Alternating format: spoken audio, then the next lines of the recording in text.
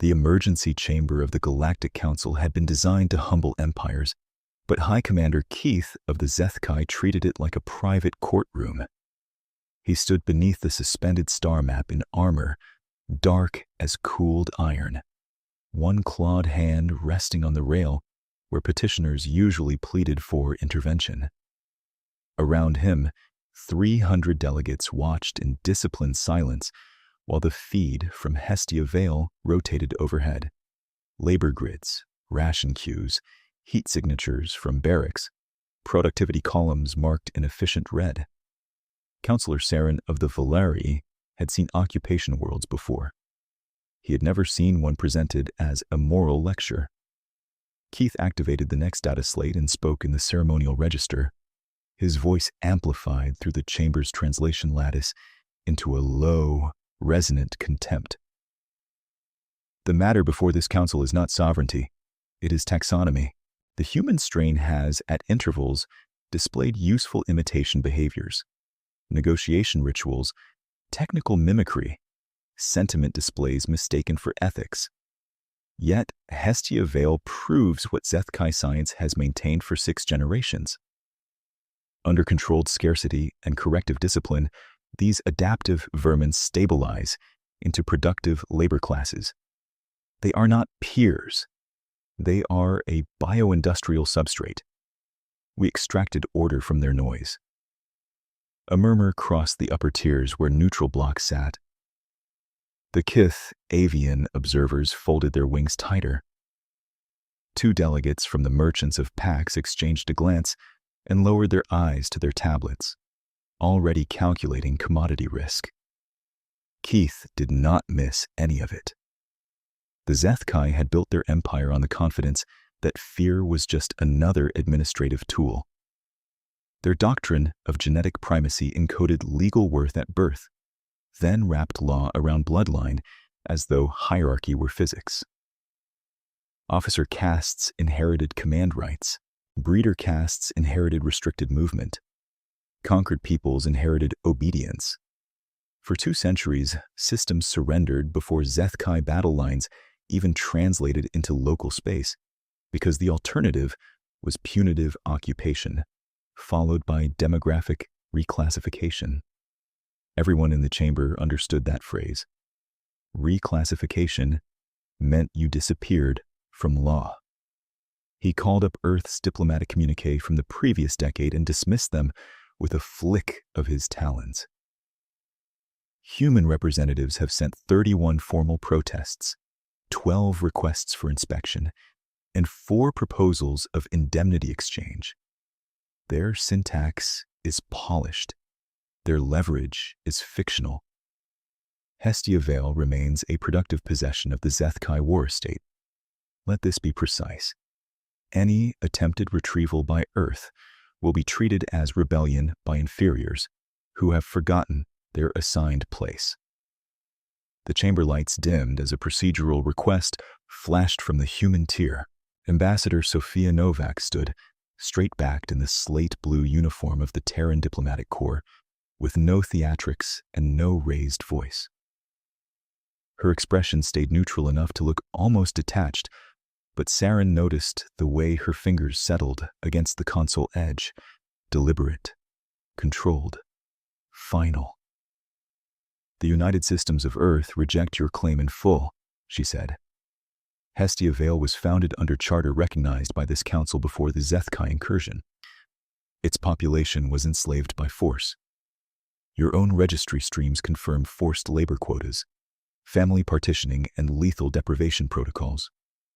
We are filing immediate emergency motions for access, sanctions review, and prisoner accounting.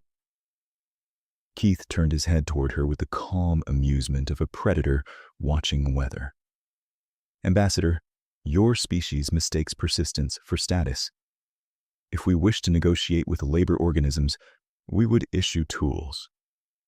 The insult landed exactly as intended. Several blocks looked away, unwilling to be seen reacting. The council moderator, an elder from the Scholars of Lum, asked for decorum in a voice that sounded tired from using it too often. Keith inclined his head with formal politeness that carried no apology. By the second hour of the emergency session, the argument had hardened into procedural paralysis. Motions for inspection were tabled pending committee review. Sanction proposals were referred to trade arbitration. The Zeth Kai delegation requested and received temporary recognition of security administration over Hestia Vale until adjudication. It was the bureaucratic equivalent of handing a jailer a fresh lock. From the rear observation ring, where non-voting delegates and military liaisons were permitted to stand, Commander David Fletcher of Earth Naval Intelligence watched the votes scroll and felt the same cold arithmetic his grandmother had described from old Earth history recordings. Atrocities become routine when institutions decide timing matters more than pain. Fletcher tagged every public statement for legal archive. Names, dates, refusals, language. He did not glance at Novak until the chamber adjourned and she passed within 2 meters of him, eyes forward, jaw set. "Will they move tonight?" he asked quietly. "They already did," Novak replied. "Keith came here after moving his occupation flotilla deeper into Vale orbit. He wanted the vote on record first." Saren remained near his station while delegations dispersed, and he saw something he would remember years later when the Accord of Vale was taught in every diplomatic academy. The human ambassador paused beneath the great map, looked up at Hestia Vale's rotating icon, and then looked toward the Valeri seats. It was not a plea. It was acknowledgement. Witness this. She left with her team in absolute silence. 6 light years away, in the Terran Defense Coordination Vault under the basal shelf of Mare Imbrium, Admiral Elena Morrison received the full chamber feed without compression, including body language overlays and biometric stress traces scraped from open channels. The room around her hummed with staggered task forces coming online: legal operations, fleet readiness, civil logistics, alliance messaging. Nobody shouted. Nobody panicked. Human crisis rooms had learned across centuries that urgency and noise were not related variables. Morrison was in her late 40s, hair cut short for practicality, uniform sleeves rolled 1 turn below regulation because she had never pretended to enjoy ceremonial comfort. She watched Keith's speech once, then again with translation artifacts stripped out so she could hear cadence and timing in original Zeth Kai command cant. Beside her, Intelligence Director Marcus Hayes built a lexical model in real time, while Colonel Anna Petrov, a systems engineer whose parents had escaped Hestia Vale through a contraband ore tug 23 years earlier, marked the registry structures projected in the chamber. "He showed us their bookkeeping architecture," Petrov said, voice steady. "Not just propaganda. Those were live labor indices." He was boasting and forgot operational hygiene. Hayes nodded. "Agreed." He also revealed command confidence intervals. Listen to his stress drop when he says productive possession. He believes we cannot project power at distance fast enough to matter. Morrison folded her arms and looked toward the tactical wall, where Hestia Vale pulsed amber, at the edge of mapped human logistics reach. Then we removed distance from the equation. Ambassador Novak appeared on the secure line from council space, the faint delay of interlink compression flattening none of her composure. "Political route is exhausted for now. We can still force a neutral inspection vote if we wait 30 to 40 days. Hestia does not have 30 days. "Noted," Morrison said. "Can you give us legally clean language for individual command liability, admissible across at least 5 major jurisdictions?" "I already have it drafted. Do not soften the verbs." Morrison allowed herself a brief, humorless smile. "Would not dream of it." What made the humans formidable was never one thing, and every rival who tried reducing them to one thing eventually paid tuition. Their fleets were smaller on paper than the Zeth Kai main lines, but civilian fabrication capacity across the inner systems outmatched most war economies once requisition protocols activated. Their diplomacy looked patient because it was patient, not passive. While talks dragged, archivists built prosecution chains that could survive hostile courts.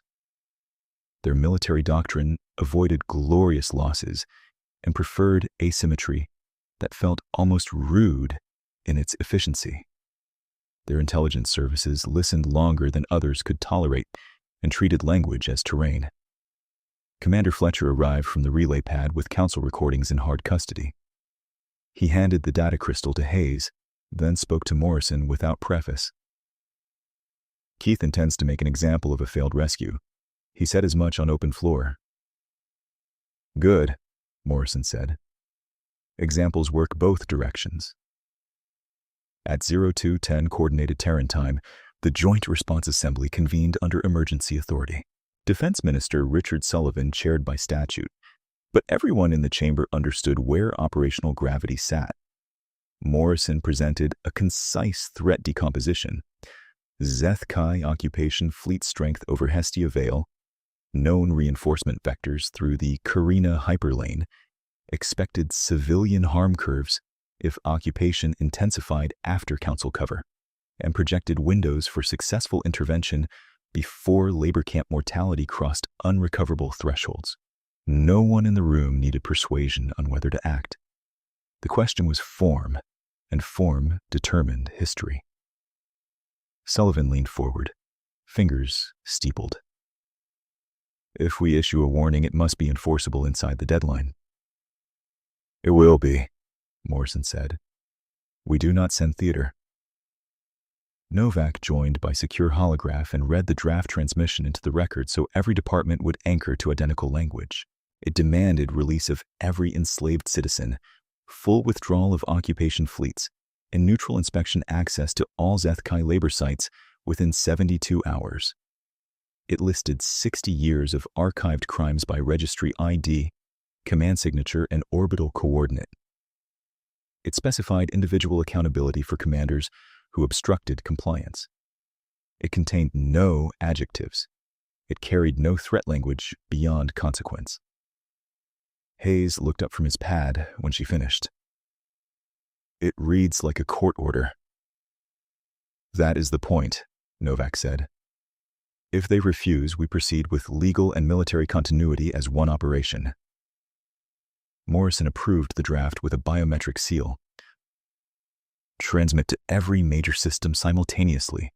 No private channels, no backroom bargaining. Petrov watched the seal register and felt, for the first time since entering the vault, the edge of breath she had been holding begin to settle. Her parents had taught her not to build hope on speeches. Build it on logistics, they said.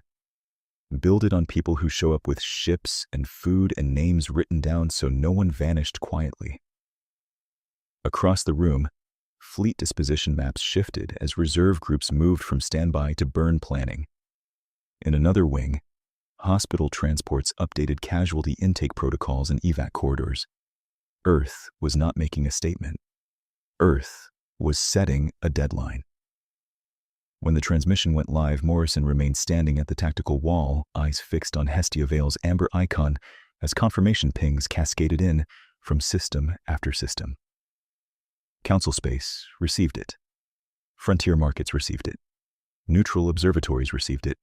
Zeth Kai Command received it. For 60 years, Novak's recorded voice said across the network, precise as cut glass, we were denied access to our own people. We are done requesting. In the council chamber, the transmission finished to a silence so complete that even translation nodes seemed to hesitate before resuming ambient hum. Saren watched High Commander Keith read the full text on his wrist slate without blinking. The Zeth Kai commander did not rage. He smiled, which was worse. Contempt settled on his features like ritual paint. He requested floor recognition immediately, and the moderator granted it because procedure had not yet learned how to defend itself against predators who treated rules as stage lighting. Keith stepped beneath the suspended map again and addressed not Earth, but the entire chamber, his voice carrying a patient cruelty honed by decades of occupation briefings. Observe the performance. A labor species issues deadlines to its custodians. It compiles names and dates as if clerical obsession becomes force projection. Let the record show that the Zethkai Empire rejects this tantrum in full. In Hestia Vale remains lawful war estate, productive and secured. Any vessel crossing into our administrative perimeter, whether marked military, medical, or diplomatic, will be seized. Any interference with labor continuity will be answered as insurgency. We will broadcast the outcome so every aspiring primitive understands the boundary between sentiment and power. Novak asked to reply before anyone else could speak. Permission came after a procedural delay that felt engineered to look accidental. High Commander, you were given lawful terms with a narrow path to de-escalation. You have now stated intent to seize protected traffic and obstruct neutral inspection. That statement has been archived and mirrored to 48 jurisdictions. You still have 72 hours. Use them. Keith turned toward her with visible amusement and opened a live command channel in full view of the council, making sure everyone saw the authorization braid across his gauntlet. Strike Group Cinder. Execute Directive Iron Ledger. Effective immediately, detain all Terran assets at Sagan Relay and impound associated cargo. Remove communication rights pending compliance review. He ended the call and looked back at Novak. There is your inspection. The chamber broke discipline. Delegates spoke over one another. The LUM moderator called for order 3 times. Saren felt his stomach knot as station telemetry flooded public screens. Sagan Relay was neutral infrastructure, a trade and medical exchange hub with mixed-species crews. Zethkai cutters entered docking spokes under security pretext, jammed civilian traffic, and locked 3 Terran-flagged aid haulers to external clamps. No one was killed. No one needed to be for the message to land. The Empire had seized human relief cargo in neutral space while the Council watched in real time. By the 3rd watch bell of Council Local, emergency petitions had multiplied and then stalled in committee gates. Keith had forced illegal traffic pileup and sat above it like a judge of his own crime. Saren sent a private Volari note to his home ministry, recommending immediate evacuation from any corridor with Zethkai patrol density above threshold. He had written similar warnings before. This one carried a different line at the end. Earth will answer. Under Mar Imbrium, Morrison received Sagan relay feeds as layered tactical windows, docking schematics, jammer spread, boarding team biometrics, cargo tags from the seized haulers. One container manifest caught Petrov's eye and froze her expression. Those are Vale nutritional cultures, she said. High-calorie med rations tuned for severe deprivation recovery. They took food bound for camp survivors. Sullivan's holographic image sharpened as secure links stabilized. Can we retrieve at relay without civilian spillover? Not inside jam docking geometry, Morrison said. Keith chose that location for hostages made of infrastructure. She looked to Hayes. Hayes had already mapped Zethkai command traffic spikes following the seizure order. He is moving his oldest battle line to Karina. He expects we will attempt a symbolic rescue at relay and overcommit there. Meanwhile, he fortifies the hyperlane choke and frames us as aggressors. Novak came on from council space again, voice clipped by fatigue but unwavering. He just submitted a formal statement calling our warning theatrical noise from a species bred for labor. He attached seizure footage as evidentiary support for his jurisdiction claim. Morrison's eyes stayed on the amber icon of Hestia Vale. Then, the insult is complete and the legal record is clean. In the operations pit below her, officers waited without speaking. The tension in the room was not indecision. It was containment, the final seconds before stored momentum converted into movement. Morrison opened Fleet Command circuit-wide and delivered a directive in the same calm tone she used for routine drills, which somehow made it sharper. All task groups execute Phase Lantern. No strikes inside Sagan relay perimeter. We do not give him collateral propaganda. We break his line where he thinks doctrine protects him. Primary objective remains Veil liberation. Secondary objective is command isolation at Carina. This is now enforcement. A half-second later, confirmations stacked across her display from 23 commands. Engines were already warming in hidden docks and civilian yards. Hospital convoys that had looked like Mercy Logistics on public registries began receiving encrypted modular reconfiguration packets. Fletcher watched the acknowledgments bloom and felt the chamber on Luna shift from anticipation to method. Humans had been warned, mocked, and challenged in public. The answer would be written in trajectories. 19 hours after the Sagan seizure, the Carina hyperlane choke point glowed with Zethkai confidence. Stretarch Rule Venek stood on the bridge of the carrier Iron Vow and studied his formation through magnified tactical overlays. 6 heavy carriers in layered arc, destroyer screens staggered by firing depth, tenders tucked behind asteroid shadow, where supply lines could be serviced under armor umbrella. It was an old configuration, taught as orthodoxy in Zethkai war academies before newer species had even reached orbital industry. Venek trusted it because it had broken uprisings for a century. He also trusted the enemy to be emotional. Intelligence briefs described humans as socially bonded and tactically inventive.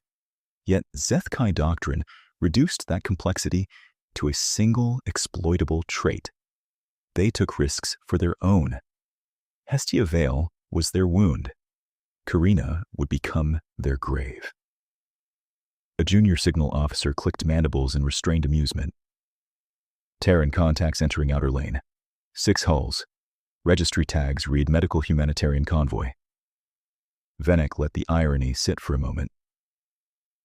They bring hospital ships to a fortified choke in wartime. Record this for training archives.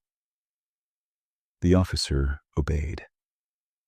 On the forward screen, the incoming vessels looked ungainly and slow.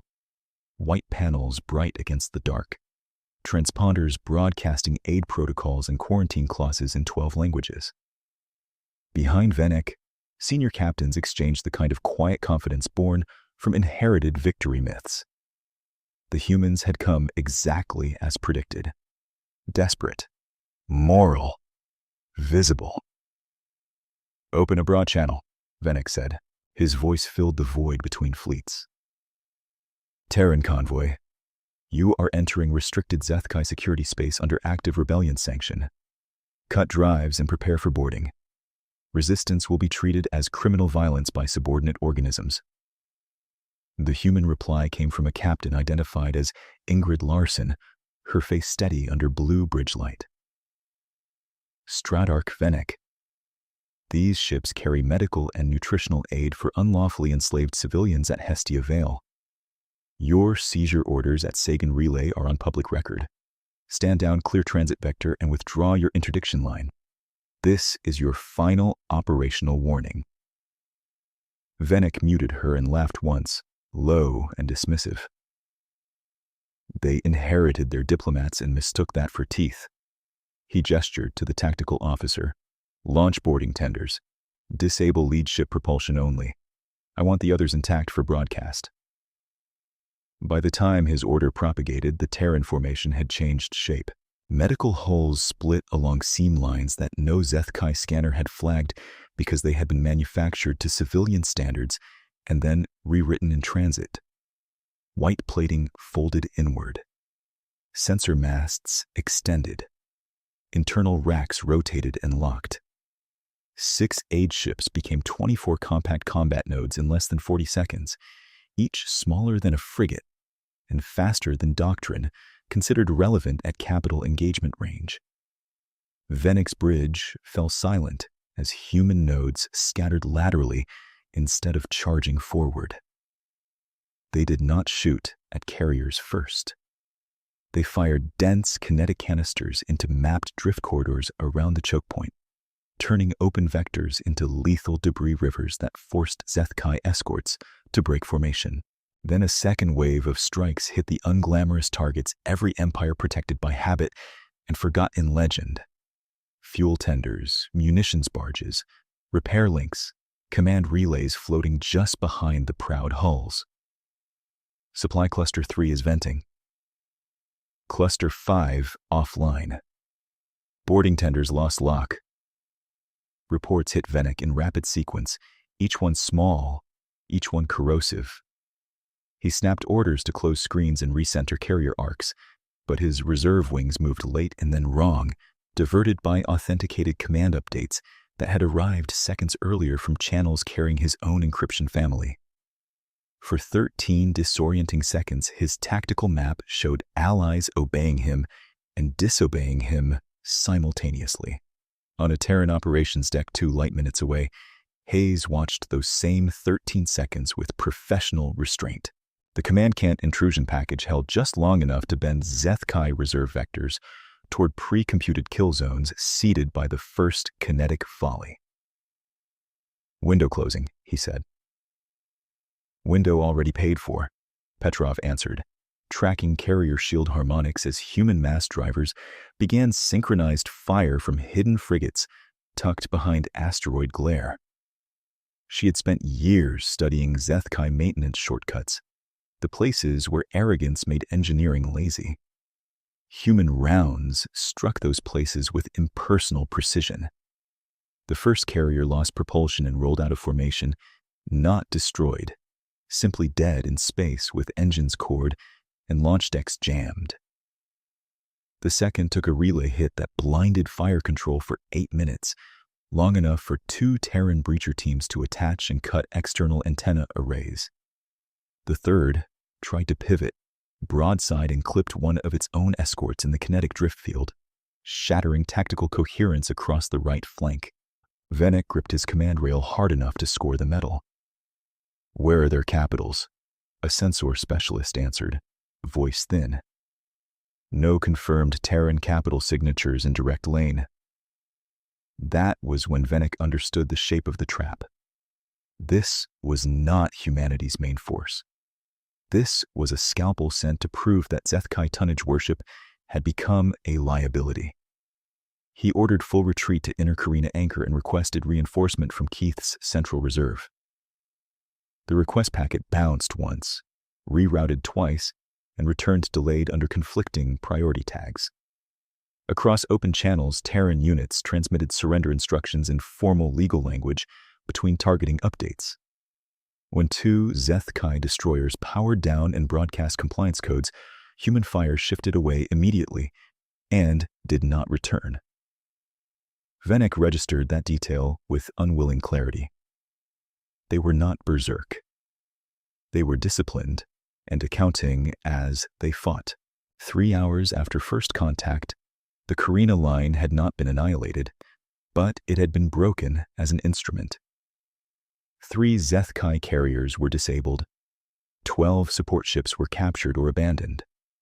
Human losses were measurable, painful, and far below Zeth-Kai projections for any direct relief attempt. The choke point no longer belonged to doctrine. It belonged to whoever could think faster under stress. And today, that had not been the Empire. In Luna's vault, Morrison read the after-action summary while medevac counts updated in the margin and salvage coordinates populated for legal seizure teams.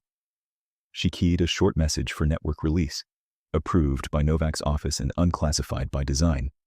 It contained 1 sentence. Initial contact confirms they still confuse brutality with competence. Then, she turned to the operations pit, where fresh vectors toward Hestia Vale were already drawing themselves across the wall, and gave the order for the next burn. Task Group Lantern acknowledged in less than a second, and the tactical wall over Luna redrew itself from a battle map into a supply map, because Morrison understood that the next phase would be won or lost in dry numbers long before anyone reached Hestia Vale orbit. She routed command authority to Civilian Fabrication Command, then to Colonial Freight Cooperatives, then to a list of shipyards that had never appeared in military parades because they made pressure seals, ore grinders, and modular habitat frames. Under emergency charter, they were now part of the same weapon. Fletcher watched the permissions cascade and gave a low breath that might have been surprise if it had not sounded so close to admiration. We are requisitioning half the inner belt. 41%, Hayes corrected, eyes on incoming confirmations. The other 9% volunteered and filed donation waivers faster than legal could process them. Petrov dragged three-dimensional schematics into shared view. Captured. Zethkai ore depots near Carina blinked in amber. Their depots were designed for extraction empires. Bulk intake, low crew overhead, giant dry bays. They are ugly and perfect. If we push modular docks into those frames, we can fabricate repair hulls, missile buses, and lane control drones in theater. She zoomed in on thermal channels and old conveyor trunks.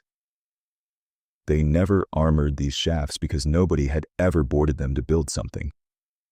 Morrison tapped the table once. Then, we become the first. The orders went out as civilian traffic revisions. Freighters that had carried agricultural machinery took on fabrication spindles and additive feedstock. Tug captains from Mercury Reconstruction Yard signed military legal briefs between routine cargo checks. Retired orbital riggers accepted temporary commissions and started teaching naval crews how to weld in half gravity without turning bulkheads into brittle lace. None of it looked dramatic. It looked like a continent deciding to move. In council space, Saren received the first public logistics notices and stared at them for several seconds, trying to understand what he was seeing. Human military launches had not increased enough to match the operational tempo predicted by his ministry. Yet shipping density near Carina had tripled under civilian registries tagged as emergency reconstruction and humanitarian support. He opened a secured channel to Ambassador Novak and asked, with diplomatic caution that barely masked urgency, whether Earth was evacuating in advance of a larger war.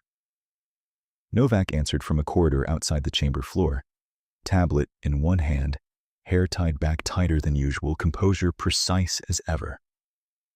No evacuation, Counselor. Sustainment. Saren glanced back at the numbers. You are sending foundries into a live combat corridor. We are sending distance out of the equation, she replied, then cut the channel because 3 new procedural challenges had just lit up behind her, and she still intended to win some of them. By the 3rd day after the Carina clash, Zethkai reconnaissance finally accepted that the irregular civilian swarms around captured depots were not salvage teams. They were construction fleets running in synchronized shifts, each hull transmitting legal civilian IDs while assembling military utility platforms at a speed that made old campaign timetables useless. Depot 12, damaged in the opening strikes, reopened as Forward Yard Helios in 72 hours. Depot 9 came online as a medevac and drive refit node 6 hours later.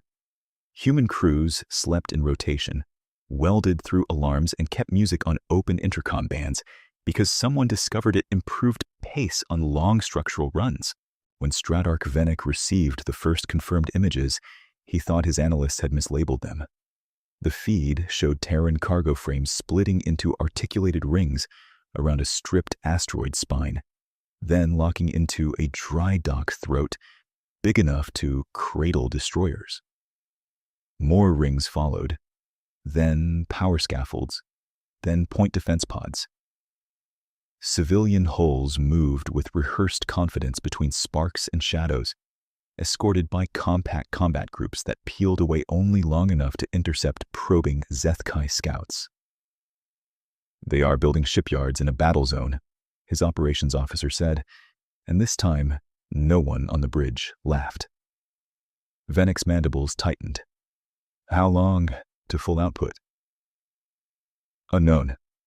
Their modular architecture does not match fixed yard progression models. Estimate. The officer swallowed. Conservative estimate. 11 to 13 days for sustained hull turnover. Aggressive estimate. Less. Venek dismissed the bridge and remained alone with the tactical projection until the lights shifted to evening cycle. Zeth Kai doctrine had always treated logistics as the reward phase after decisive battle, a matter for sub-commands and procurement castes once officer bloodlines secured the kill. Humans were using logistics as the opening blow, and that made every textbook he had trusted feel ceremonial. On Luna, Morrison monitored the same clock with colder satisfaction. As each captured depot lit green, she authorized the next operational layer. Lane denial drones flowed out in crates that had been labeled agricultural nutrient processors for customs. Frigate squadrons rotated through forward repair instead of retreating toward inner systems. Hospital convoys no longer ran long, vulnerable arcs because med stations existed one jump behind the line. Every hour removed from transit became another hour applied to pressure. At 1900 Coordinated Terran time, she convened a cross-branch update for commanders, diplomats, and legal operations. This is the first surprise, she said without theatrics. Not firepower, tempo. They built an empire on inherited distance. We are deleting it. Keep your strikes disciplined, keep your evidence chain intact, and keep surrender channels open. We are not here to become them. Petrov added a technical brief that sounded almost gentle until one heard the implications. Zeth Kai ships relied on long-haul maintenance cycles tied to caste-certified facilities. Human forward yards could improvise around damage patterns in hours. They planned for superiority at baseline, she said. They did not plan for an opponent that learns between volleys and prints spare architecture where needed. A captain from outer defense gave a dry cough of laughter. So, their strategic advantage is antique paperwork. Do not insult antique paperwork, Hayes said. It usually wins wars. It just is not winning this one. The tide shifted in metrics first. Interdiction success rose. Human sortie endurance doubled. Zeth Kai resupply losses became a daily line item rather than an event. Insurance syndicates in neutral space quietly suspended credit exposure to Imperial freight.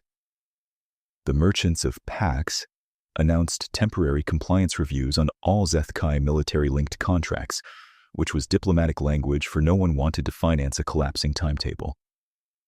In the council chamber, delegations that had avoided eye contact with humans now requested legal copies of the 72-hour warning for reference.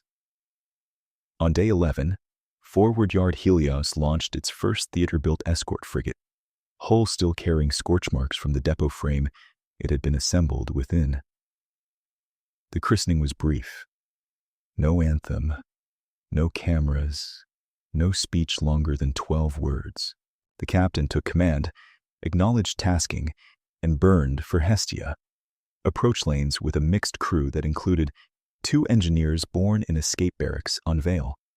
Zeth Kai sensors tagged the launch and filed it as a classification error.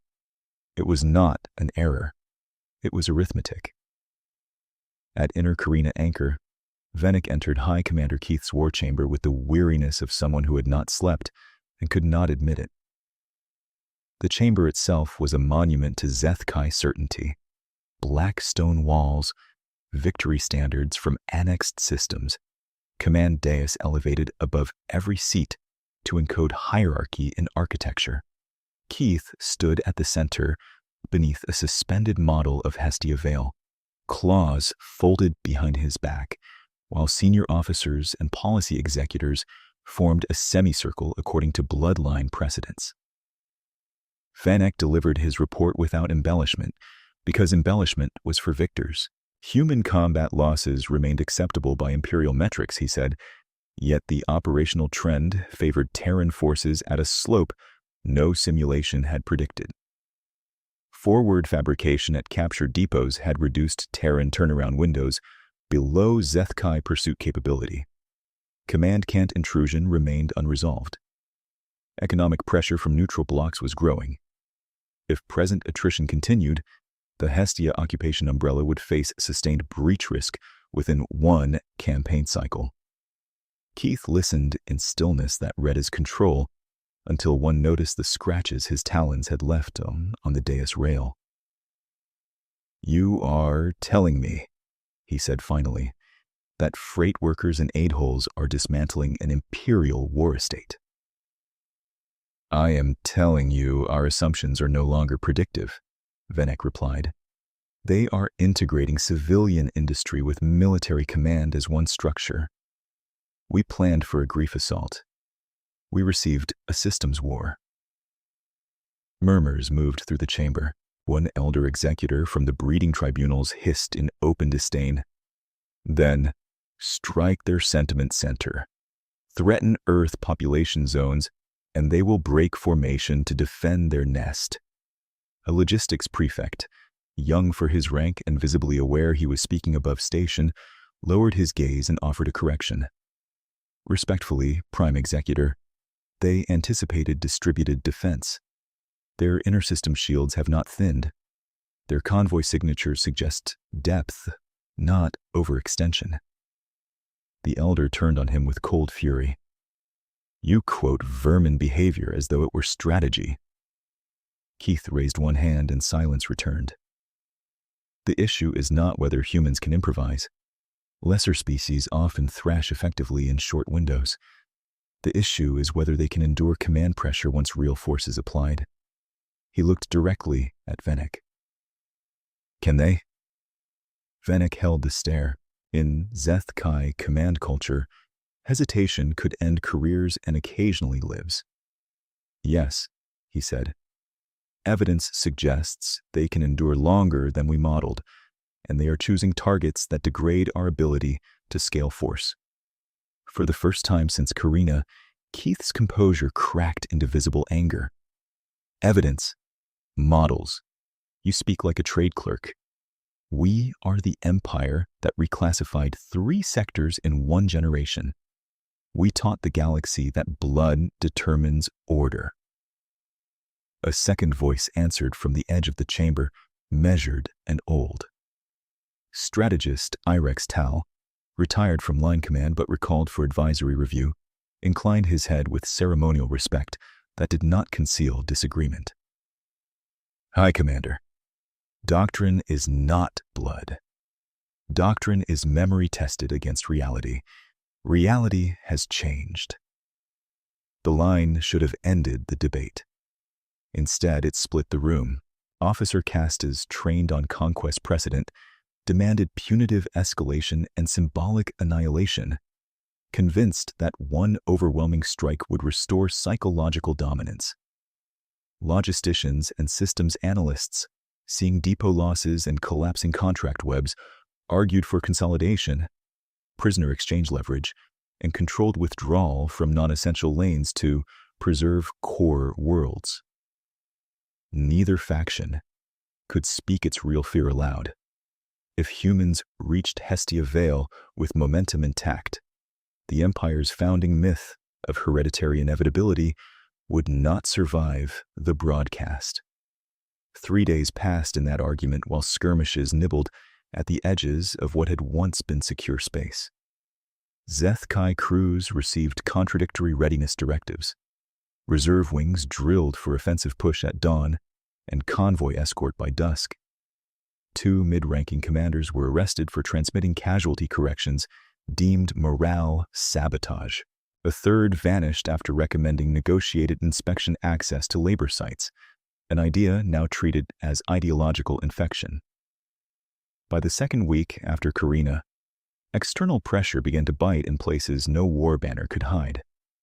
Fuel exchanges from neutral depots slowed under compliance audits. Spare life support matrices purchased through shell syndicates failed to clear customs. Families on officer worlds noticed ration substitutions and asked questions that local governors answered with slogans. Keith responded by tightening information controls and announcing a grand regrouping operation under his direct authority. Surviving battle lines would pull inward, fuse with central reserves, and establish an impregnable command sphere over Hestia Vale itself. If humans wanted their colony, they would have to break the Empire in public. In private, the regroup order carried another clause, encrypted at bloodline clearance.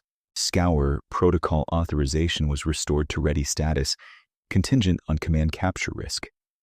Planetary sterilization remained unspoken on common channels, but everyone at the top understood the shape of it. Better ash than surrender had always been the Empire's final prayer. Venick read the clause in his quarters and sat with the screen dark for a long time. He had justified brutal policy for years by calling it structure. Structure kept systems predictable. Structure kept his own people fed, armed, superior. Yet the thought of burning Hestia Vale rather than yielding a stolen claim felt less like structure and more like panic and ceremonial dress. He closed the file, reopened it, and finally sent a restricted advisory to Keith, arguing that activation would trigger universal coalition response and likely terminal collapse. The advisory returned unread. Orders remained orders. Venick reported to command deck at first cycle, watched regroup vectors populate, and gave the execution signal with a voice that held steady by discipline alone. Around him, damaged carriers, half-repaired destroyers, and requisitioned patrol hulls bent course toward Hestia's gravity well, trying to become a wall before the human tempo reached them. It was the largest concentration of Zethkai force assembled since the annexation wars, and everyone present understood that mass no longer guaranteed control. As the fleet burned for Vale, Keith transmitted a species-wide address to Imperial channels, promising decisive correction and the restoration of proper hierarchy.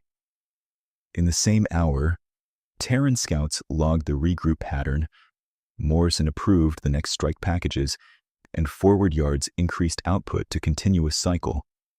Both sides were now committed to the same coordinates. The Zethkai told themselves they were regrouping for victory.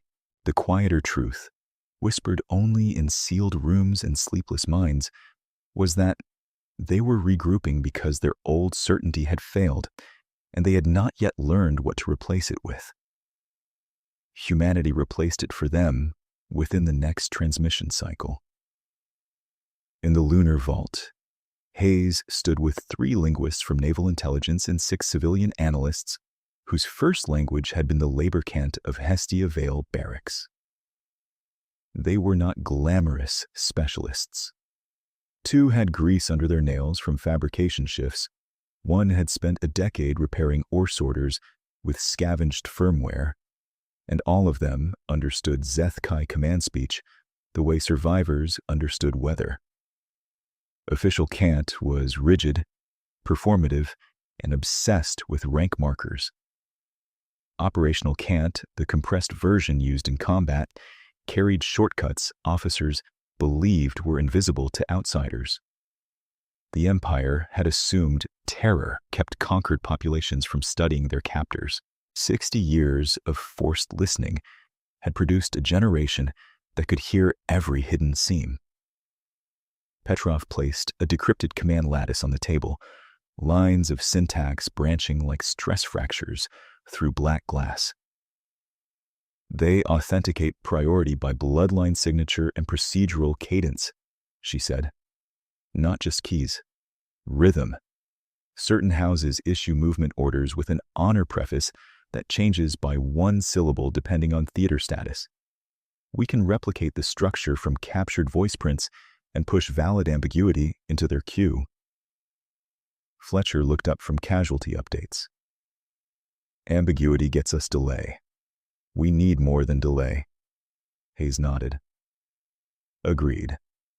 So we chain ambiguity to logistics. We have access to Imperial freight advisories through the same relay family. If reserve wings receive lawful reroute orders to convoy protection under contamination pretext, they will divert by doctrine. If those same wings then receive priority reversals stamped by rival bloodline authority, they lock for adjudication rather than risk honor breach. Their hierarchy becomes traffic. Morrison listened in silence, then asked the only question that mattered. Can you do it without falsifying surrender channels or medical traffic? Yes, Hayes said immediately. Those are hard exclusions. Then execute. The first wave launched as routine administrative chatter. No dramatic hacks, no flashing alarms, just thousands of cleanly formed packets entering Zeth-Kai command space. From legal vectors they still considered secure. Carrier escorts were reassigned to inspect phantom contamination in fuel streams. 2 reserve destroyer groups were ordered to screen a convoy that did not exist, then held in doctrinal suspension when a second order challenged precedence. A munitions train bound for Keith's Central Reserve turned 90 degrees on authenticated instruction and spent 6 hours circling a dead waypoint while quartermasters argued jurisdiction. On the command deck of the Iron Vow, Venek watched his tactical plot bloom with contradictions and felt a cold clarity settle over him. This was not technical sabotage alone. It was cultural exploitation. Humans were not breaking Zeth-Kai systems from outside. They were using Imperial assumptions against themselves. Source trace, he ordered. His signals chief shook her head after a long pause. No single source. Packets route through our own mirrored relays, then through neutral maintenance channels we authorized decades ago. Who authorized these channels? Everyone, Stratarch. Over generations. That answer frightened him more than any battle report. Empires like to imagine collapse as a single betrayal. One traitor, one catastrophic strike. This was accumulation, convenience layered over arrogance until the structure could be persuaded to misfire by anyone patient enough to learn it. By the 4th day of the regroup burn, the economic front cracked in public. The merchants of Pax suspended all war estate credit under anti-trafficking compliance. The scholars of Lum released a legal memorandum classifying hereditary labor ownership as void under council rights doctrine, which gave neutral insurers a reason to freeze Zeth-Kai hull coverage without admitting fear. Valari ports announced emergency docking audits that somehow always took too long for Imperial supply tenders and exactly as long as needed for everyone else. Novak did not celebrate any of it. She forwarded each notice to Morrison with one line attached. Pressure is now systemic. Keith answered with a species-wide address heavy with ceremonial contempt. He stood before the Imperial Standard and spoke for nearly 4 minutes, denouncing clerks and carrion traders who mistake paper for authority. The speech was intended to restore confidence. Instead, analysts across 3 sectors flagged micro-delays in his cadence when he cited fleet readiness figures. He no longer trusted his own numbers. In council space, Saren watched that address beside delegates who had spent months pretending neutrality was a moral position rather than a risk hedge. When the feed ended, a Kith observer finally voiced what many had avoided saying. If humans can reorder an empire without occupying its capital, what exactly are we witnessing? Saren answered with measured formality. We are witnessing a species that treated endurance as preparation. While diplomatic pressure tightened, Morrison opened the second layer of mobilization and made its purpose explicit to every command. Hestia Vale survivors would not be symbols on posters or names in memorial packets. They would be participants in their own liberation if they chose it, and if medical teams cleared them fit for duty. Consent protocols were strict. No coercion, no spectacle, no revenge briefings disguised as operations. The line was clear because the line had to remain clear. At Forward Yard Helios, former camp workers arrived in staggered shuttles, some still carrying nutritional monitors under their uniforms, all of them quieter than the Marines who greeted them. They moved through rehabilitation tents, legal orientation, tactical simulation, and psychological assessment. Many declined combat and entered Reconstruction Corps instead. Many volunteered for operation support where their knowledge of mine shafts, maintenance routes, and Zethkai barracks routine could save lives. A smaller group requested frontline auxiliary status. Petrov met them in a converted assembly bay where ship frames hung above, like unfinished cathedrals. She recognized accents from her parents' district and did not pretend objectivity she did not feel.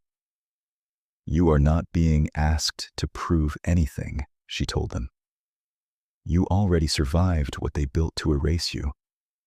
If you stay behind lines, you are not less. If you deploy under full military law and protection. Your testimony matters as much as any rifle." A woman named Mara Ilyin, 63 standard years and still walking with the careful economy of someone used to conserving calories, stepped forward. "I welded intake grates on barracks Spine 4 for 31 years, she said. "I know where they hid punishment cells and where they stored ration keys. I know which officers cut water on inspection days to fake efficiency. I did not cross half the belt to watch strangers guess at those doors." No one answered for a moment. Then the Marine training officer, Captain Joseph Walsh, gave a single nod. "Then you teach us the doors." Human resolve did not arrive as speeches alone, though there were speeches. It arrived as procedure under pressure, as people showing up for one another across professions that had rarely shared rooms before this war. Civilian medics argued with admirals about rest cycles and won. Freight cooperatives refused profit surcharges on war routes and logged the difference as civic debt forgiven. School networks on Earth recorded names of the missing from Hestia Vale in every major language and sent those recordings to fleet channels so no briefing could reduce liberation to abstract tonnage. In one operations briefing, Morrison addressed commanders, diplomats, fabrication chiefs, and newly commissioned Vale auxiliaries in the same room. Her words carried the controlled anger of someone who had waited exactly long enough. For 60 years, they counted our people as inventory and called it order. For 60 years, they assumed distance, bureaucracy, and fear would make us negotiate with the premise of ownership. We negotiated access, inspections, sanctions, and every lawful mechanism available because law matters when you intend to live after war. That phase is over. You are not here to perform vengeance. You are here to end a system with precision, recover every person we can, preserve evidence for every person we cannot, and prove that discipline is stronger than cruelty. If they surrender, we accept it. If they fire, we remove their capacity to fire again. We do this together, or not at all. The response was not a cheer. It was a room full of professionals acknowledging orders they had already decided to carry. Venek felt the effect of that resolve from the opposite side of the line. Human operations no longer looked like separate fleets and committees. They looked like a single organism with distributed judgment. When one strike failed, a legal move compensated. When one corridor closed, a fabrication yard opened. When his analysts predicted emotional overreach after camp footage leaked, Terran fire patterns remained measured and surrender channels stayed open. Zethkai officer culture had always taught that mercy signaled weakness. Venek now suspected mercy, applied with consistency, was a command technology his empire had never understood.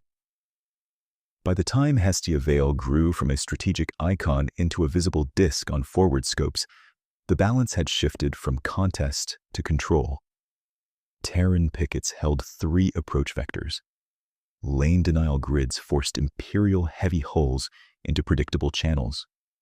Drone swarms ghosted through comm relays, blinding fire control calibration, long enough for mass driver frigates to shear escort cohesion. Not every human operation succeeded cleanly, and the casualty lists remained real, but the directional trend no longer favored Keith's timetable. In his war chamber, Keith slammed a claw into the dais rail hard enough to crack the inlay. "They are still not committing capitals," he said, voice low with contained fury. "Where is their center of mass?" Irextal answered from advisory station, age lending him the right to sound tired in front of power. "Perhaps we are not facing a single center. Perhaps we are facing a network that can survive decapitation." Keith turned on him. "Empires are decapitated. That is what makes them empires." Tal held his gaze. "Then perhaps that is why theirs is not dying." Morrison, watching intercepted fragments of the exchange in near real time, gave the order that marked the turning point. Task groups. Lantern, Helios, and Veil Auxiliary Command would transition from corridor denial to orbital shaping. Objective: take control of engagement geometry over Hestia without triggering Scour protocol conditions. Capture command cores where possible. Disable rather than destroy once surrender codes transmitted. Keep Keith alive if feasible. The last clause drew a glance from Fletcher. "Alive?" he asked. "Alive," Morrison said. He signed the orders. "He will answer to names, not statistics." 3 days passed under constant maneuver. Human frigates cut Imperial screens into isolated pockets. Auxiliary teams guided breachers through maintenance trunks. Zethkai officers had never bothered to map for assault because they assumed slaves did not study architecture. Novak secured emergency council observers on encrypted standby, ready to witness surrender verification the moment it appeared. Saren moved his own delegation shuttle to a neutral station with direct line of sight to Hestia's orbital plane, unwilling to trust second-hand history. Then, the final pieces slid into place. Earth reserve elements, held deep to avoid early exposure, completed a silent burn behind Hestia's outer moon. Mirror sail interceptor wings deployed in layered arcs above population zones. Drone clouds settled across Imperial fire control nodes like metallic weather, waiting for activation code. On Keith's flagship, Scour protocol prompts flashed to ready status beside warnings that his escort lattice was thinning faster than replacement vectors could arrive. Morrison opened a direct channel to the Imperial command frequency and transmitted one last offer. Voice calm enough to feel like steel. "Hi, Commander Keith. This is Admiral Elena Morrison of the United Systems of Earth. Your fleet is encircled over unlawfully occupied territory. Your command traffic is compromised, your supply chain is severed, and neutral witnesses are in position. Power down all weapons, broadcast unconditional surrender under biometric verification, and release full labor registries now. If you refuse, we will remove your ability to choose. This is the final warning." For 7 seconds, there was only static and the distant hiss of overloaded relays. Then Keith's image appeared, eyes bright with hatred and disbelief, and every fleet on both sides understood the confrontation they had been driving toward had finally arrived. Keith's image stabilized on every command screen. Jaw set, ceremonial crest flared in deliberate contempt. "Admiral Morrison, you confuse encirclement with authority. Hestia Vale is Imperial property under war estate law. I will not submit command blood to scavengers and clerk species. You offered terms as though genetics could be negotiated. They cannot. If we cannot hold this world in order, we will deny it to all claimants and record your failure beside the bones of your own labor stock." His transmission cut, and Scour protocol signatures spiked across the Zethkai line. Morrison did not raise her voice. She opened full-band broadcast, forcing her words into every military and civilian channel from Hestia orbit to Council space. High Commander Keith, hear this clearly, and let your officers hear it with you. For 60 years, we pursued access through law, while you fed people into camps and called that science.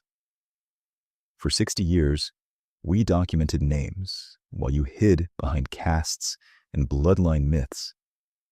We hoped you would choose compliance when given a lawful path.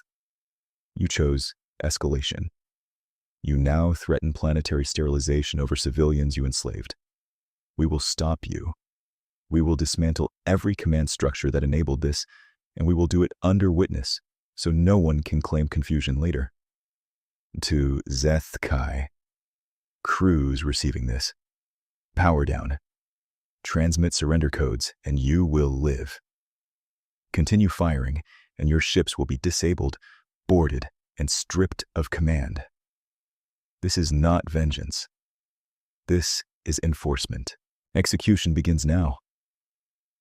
The first Zeth Kai lances fired 8 seconds later, white gold beams angling toward Hestia Vale's northern population belts. Human mirror sail interceptor wings rose from shadowed vectors and unfolded into glittering arcs, thin as paper and vast as districts, catching coherent energy and bending it off-axis. 2 beams dispersed into harmless auroral spray above the atmosphere. A third carved empty desert hundreds of kilometers from habitation zones, exactly where human orbital planners had seeded sacrificial thermal sinks. On the Iron Vow, Venick watched his tactical overlays lose certainty in layers. Fire control nodes that had tracked thousands of targets at once now reported conflicting range returns. Drone swarms were the cause, but not by brute force. They moved as particulate fog through sensor scaffolds, injecting false star fields, freezing calibration loops, making every gunnery solution age out before trigger authorization. Manual confirmation protocols, he ordered. Strip automation. His officers complied, yet manual doctrine had never been written for this density of deception. By the time crews verified one target, 3 more had shifted. 3 minutes into engagement, human mass driver frigates executed a staggered burn from below the orbital plane, accelerating tungsten composite darts through escort seams mapped days earlier by auxiliary engineers who had built those maintenance routes as prisoners. The darts did not chase kills. They severed. Escort screens opened like broken chains as propulsion buses sheared, relay masts snapped, and launch rails jammed under kinetic shock. Zeth Kai command ships remained intact, but suddenly naked, their defensive geometry gone. From the neutral observation station, Saren gripped the rail and forgot diplomacy for a moment. The scale was overwhelming, but the choreography was colder than spectacle. Human forces had turned battle into system surgery under live fire. By the time the 4th Zeth Kai sterilization volley cued, Earth's reserve fleet came over Hestia's outer moon on synchronized burn, hundreds of drives igniting in perfect sequence until the dark behind the moon became a wall of controlled suns. Keith had planned for attritional pressure and piecemeal relief attempts.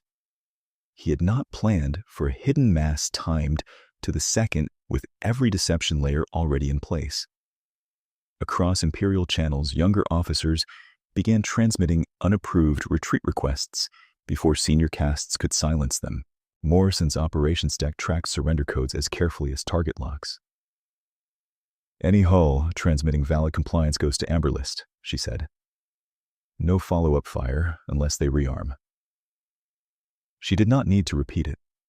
Human crews had trained this rule for months. Fletcher, monitoring legal telemetry, called out updates without looking away from his panel. First verified surrender destroyer Quiet Talon. Second and third escort pair on Venick's right flank. Codes mirrored to Council witness node. Novak's voice came over secure line from the diplomatic relay, hard with focus. Witnesses confirm receipt. Keep chain intact. Above Hestia, breacher craft rode the chaos toward command ships. Veil auxiliary teams guided approach vectors through blind sectors Zeth-Kai officers had left underguarded for generations, convinced no enslaved population could weaponize memory. Mara Ilian stood strapped into one breacher's cramped hold, helmet visor reflecting tactical glyphs, and spoke quietly over squad channel. 2 decks below their command ring, there is a service trunk with manual seals. They never upgraded it because only labor crews used it. That trunk reaches Life Support Junction C. Use it. Captain Walsh answered, Copy, Mara. We move on your mark.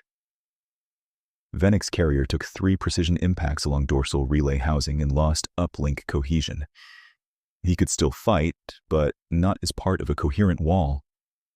On his left, a sister carrier attempted emergency climb, clipped debris from a disabled tender, and spun into drift with engines dead. Human ships bracketed it and held fire while issuing surrender terms every 20 seconds in flawless command cant. Vennick made his decision with a bitterness that tasted like survival. Transmit conditional power down to all remaining wings under my authority. We are done feeding this grinder. His signals chief hesitated. High Commander has not authorized surrender. He has authorized extinction, Vennick said. I am authorizing crews to live. Not all obeyed. 2 hardline captains fired anyway and were stripped of weapons inside 90 seconds by concentrated mass driver strikes that cored emitters without breaking hull spines. The demonstration ended further debate. At Hestia high orbit, Keith's flagship Spear of Dawn still held heavy armor, elite guard cohorts, and the last intact Scour command stack. He initiated final sterilization lock with manual override, bypassing damaged networks. Human stealth drones converged and burned out his external fire control lattice, but internal command remained. Morrison saw the timer start and gave the order she had prepared for only one target. Breach package Aster. Execute ventlock plan. Non-lethal priority. Keith alive. 3 Marine breacher teams hit Spear of Dawn along pre-mapped maintenance bands. Shaped charges punched entry points with minimal decompression. Corridor fights were brutal in movement and noise, not gore. Shock batons, kinetic shields, concussive flashes, bodies colliding in half-gravity. Zeth-Kai honor guards fought with ritual ferocity, buying seconds for their commander. Those seconds ran out at command, Deck Bulkhead 3, where Walsh's team used Mara's service trunk bypass to cycle environmental controls and ventlock the outer ring. Air roared out. Emergency shutters slammed. Honor guards staggered as pressure dropped, then collapsed into disorientation when non-lethal shockwebs deployed across the deck, crackling blue strands pinning limbs and weapons to the plating without lethal current. Keith remained upright, one hand locked to the command rail, the other still reaching for manual sterilization confirmation. Petrov patched in from tactical overwatch and projected Hestia's slave registries into the deck air around him. Column after column of names, dates, ration cuts, transfer orders, death annotations signed by his office. The command chamber became a cage of evidence. Morrison entered 30 seconds later in armored vac gear, helmet off, flanked by 2 Marines and a legal recorder drone, broadcasting live to both fleets and council witnesses. Keith bared his teeth, breathing hard in the thin recycled air, and spat red across the rail. I will not kneel to engineered livestock, he said. Morrison stopped 2 meters from him, gaze steady. You are not kneeling to us. You are standing before the people you caged. He laughed once, harsh and fraying. You think this is victory. It is contamination. You let labor castes wear uniforms and call that civilization. Mara's voice came over the open auxiliary channel from the hatch, controlled and clear. I welded your barracks doors for 31 years. Today, I opened one. For the first time, Keith looked past Morrison and saw the mixed team behind her. Terran Marines, Vale Auxiliaries, a medic from PAX attached under humanitarian protocol, all armed, all disciplined, none of them begging permission to exist. His expression did not soften, but something in it fractured. Morrison held out a command slate linked to fleet-wide surrender architecture. Transmit unconditional surrender under biometric verification. Full ceasefire to all Zeth-Kai units. Immediate release orders for all labor camps. Registry integrity lock engaged. Do it now. I would rather burn this deck. You already tried to burn a planet. You failed. He stared at the slate for a long moment while outside his flagship, one more carrier went dark and another broadcast compliance. Fletcher's voice reached Morrison through comms. Admiral, we have 72% verified Zeth-Kai power down, remaining hostile pockets isolated. She did not look away from Keith. You have no military path left. Choose whether your crews die for your pride in the next minute. Keith's shoulders rose and fell once. Then he pressed his palm to the biometric field and spoke the surrender code in formal Imperial cant, each word forced through fury. This is High Commander Keith. War Estate Authority nullified. All Zeth-Kai units cease fire immediately. Power down offensive systems. Submit to boarding and registry seizure. This is unconditional. The code propagated. One by one, hostile signatures across Hestia orbit dropped from red to amber. Marine restraints locked around Keith's wrists and upper arms, magnetic shackles designed for heavy frame prisoners. Morrison turned him toward the legal drone so every channel carried the same image. The architect of 60 years in chains, alive, identified, and accountable. No cheering came from human comms, only confirmations, coordinates, medevac calls, and surrender receipts as the battle collapsed into custody operations. Outside Spear of Dawn's viewport, Hestia Vale rotated beneath a thinning veil of smoke and aurora, scarred but intact.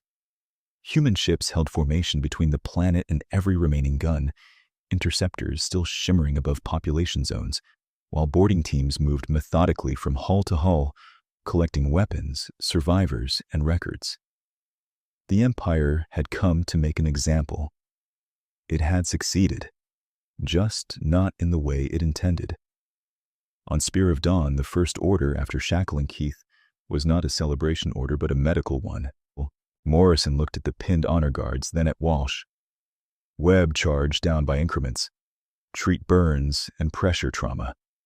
They are prisoners, not trophies. Keith gave a short, incredulous sound.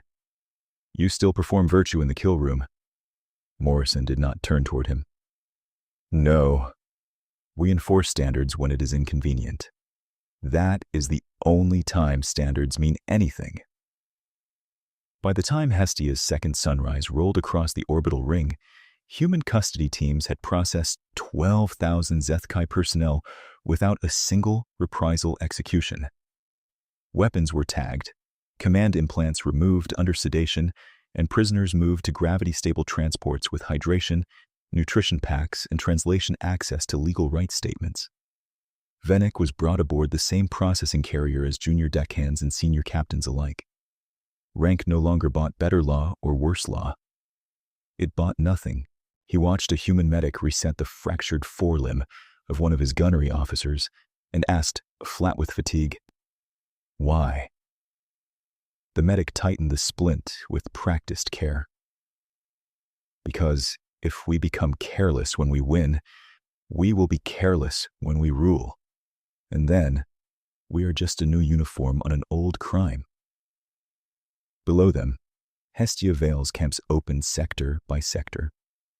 Mara Ilian walked through Barracks Spine 4 with Captain Walsh and 2 legal archivists. The punishment cells she had described were exactly where she said they would be, behind maintenance shutters painted the same color as wall plating. The ration key vaults were exactly where she said they would be, with cut-water schedules still in the logs. She touched one old weld seam with 2 fingers and stood still for several seconds before speaking. "Record everything," she said. "Not for revenge, for proof." The physical chain of proof tightened across 3 systems. Fletcher personally delivered the council session data crystal he had logged in hard custody to a joint evidentiary vault on Luna, where it was cross-indexed with live registry captures from Spear of Dawn and with the archived labor indices Keith had boasted about in open session. Petrov's team sealed the recovered Scour protocol command stack in tamper-evident containment and attached biometric traces showing manual activation intent. Hayes submitted the command cant intrusion record with full method disclosure to oversight review, including the hard exclusions that had blocked falsified medical and surrender traffic. Every item collected in the war was either submitted, analyzed, or logged as non-probative salvage. 3 days after the surrender, Morrison stood on the bridge of the carrier Resolute Mercy as relief coordinates populated. Sullivan appeared by Secure Hollow and asked the question many expected and none wanted voiced incorrectly. "Do we strike their core worlds while they are blind?" Morrison answered in front of command staff, witnesses from Valeri and Pax, and a live legal recorder. "Negative. Draft and transmit Directive Ashlight. No collective punishment. No revenge raids. All operations against former Zethkai territory are now protection and disarmament only. Prioritize civilian food security, water infrastructure, and hatchery stabilization where command collapse interrupted life support." Novak, patched from council space, added the diplomatic knife edge. "Make the language explicit. We are dismantling the caste war machine, not the species." The first ashlight drops fell over Karad, a Zethkai agricultural moon whose logistics had been cannibalized by Keith's final mobilization. Human cargo teams unloaded nutrient gels, atmospheric scrubber membranes, and neonatal thermal cradles, while former enemy civilians watched from behind municipal barriers in stunned silence. A hatchery supervisor, scales dulled from stress and sleep deprivation, approached the perimeter and asked the nearest Marine, "What debt are we incurring?" The Marine checked the translation output and replied, "No debt. Civilian status confirmed. Stay behind marked lines while med teams run contamination scans." By the second week after Hestia's liberation, the call Saren had sent to his home ministry in panic had its outcome. Valeri evacuation corridors were no longer emergency routes, but protected lanes under joint human-Valeri patrol. The Kith avian observers, who had folded their wings tight in the first council session, sent transport craft for family reunifications from former labor worlds. The merchants of Pax reopened suspended credit, but only to entities certified under anti-slavery compliance courts. Several delegates who had looked away during Keith's speech requested, in writing, to testify to what they had seen and failed to stop. Saren testified first.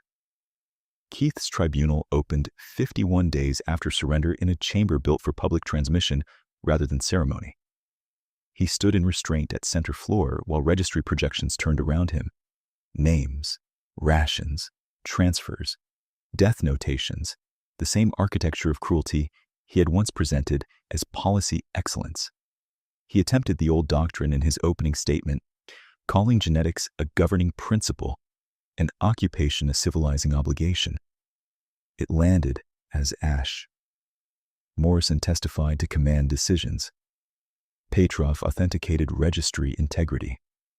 Mara described barracks Spine 4 and identified the water-cut logs by sight.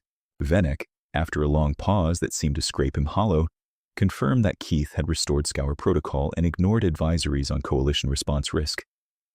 Irex Tal appeared by secured feed and stated, with visible age and no evasion, that doctrine had been bent into myth and then into atrocity. The judgment was broadcast in every major trade language. Individual liability was affirmed. Keith received life imprisonment in a monitored war crimes facility with no command contact privileges and no hereditary exemptions. The sentence included permanent legal nullification of war estate law and officer genome privilege across former imperial jurisdictions. No one could inherit ownership of persons ever again under that banner. 6 months later, the Council ratified the Accord of Vale in full session, and this time, procedure did not hide behind delay. The Accord established anti-slavery enforcement lanes under mixed species command, mandated open inspection rights for labor sites, and replaced Zeth-Kai hereditary military tribunals with oversight courts staffed by multiple species, including reconstituted Zeth-Kai civil jurists. Humanity was named guarantor power by acclamation, not conquest claim. When Novak signed, Saren stood from the Valeri tier and gave the chamber a statement that was later taught in first-year diplomacy courses. We mistook human restraint for dependency. The record now shows restraint with a deadline, patience with memory, and force governed by law. We were warned by their silence long before we were convinced by their guns. 5 years after Hestia's liberation, the orbital rings once used to monitor labor quotas carried transit traffic, weather mirrors, and defense grids keyed to civilian authority. The colony's charter council met in a glass and steel hall built over the footprint of the first intake pen. Mara chaired that session, hair gone fully white, voice as dry and steady as forged metal. Petrov attended as systems advisor. Walsh had retired from active command and now ran emergency response training for mixed crews from 6 species. Outside, market terraces stepped down toward reclaimed fields where old strip mines had been converted into algae lakes and orchard belts. Former prisoner families held land titles by choice, not assignment. Repatriation offices still operated for anyone who wanted to leave, and resettlement ships departed with ceremony, not secrecy. In a classroom overlooking the memorial grounds, children from human, Valeri, and reformed Zeth-Kai families argued about engineering homework while a teacher explained why the settlement's power backbone had redundant manual overrides. Because no system gets trusted without a way for ordinary people to stop it, she said. And the children wrote it down like a rule, as obvious as gravity. Keith remained alive, in confinement. Each annual review reaffirmed sentence and incapacity. The old empire did not return under another name. Its territory became monitored, civil republics with disarmed borders, audited courts, and trade access contingent on rights compliance. Some worlds adapted quickly, some slowly, but none retained legal slavery. The threat was not sleeping. It was ended. At dusk, under a sky crossed by ring light and shuttle trails, the memorial ceremony began where the first labor pens had stood. 3 children stepped forward with gloved hands around a length of dark memorial iron cut from Barrack's Spine 4 and recast in Hestia's new foundries. One was human, one Valarii, one Zeth-Kai. They lowered the iron into prepared soil while names of the dead scrolled across a quiet screen behind them. Morrison watched from the second row beside Novak, Saren, Petrov, Walsh, and Vanek, who attended under-supervised civic parole after full cooperation and sentence commutation to reconstruction service. No one spoke during the planting. They did not need to. When the children finished, Mara pressed the soil flat with her palm and said, clear enough for the gathered crowd and the live intersystem feed, "We remember exactly what was done. That is why we will not become it." The wind moved through new trees rooted where the camp fences had been, and above them, the rebuilt rings turned, no longer a cage, holding steady over a world that belonged to its people.